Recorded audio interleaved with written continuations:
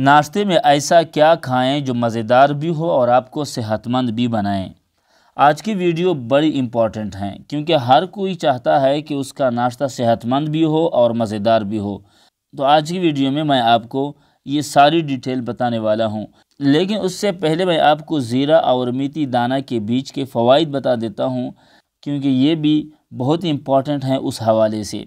زیرہ اور میتھی دونوں ہی میٹابولزم کو تیز کر کے کھانا جلد ہضم کرنے میں مدد دیتے ہیں، جس سے چربی بننے کی رفتار میں کمی آتی ہے۔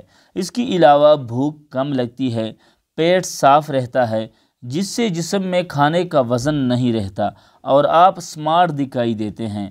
اپنی چربی گلانے کے لیے ان دونوں چیزوں کا پانی پئیں۔ ایک تحقیق میں یہ انکشاف سامنے آیا ہے کہ ایسے افراد جو جاگنے کے 30 سے 60 منٹس کے اندر ناشتہ کر لیتے ہیں وہ تندرست رہتے ہیں۔ کیلے کو اپنے ناشتے میں ضرور شامل کریں۔ کیلے میں موجود ریسٹنٹ اسٹارچ وزن گھٹانے میں مددگار ثابت ہوتا ہے اور اسی کی بدولت جسم میں فیٹس انرجی میں تبدیل ہو جاتے ہیں۔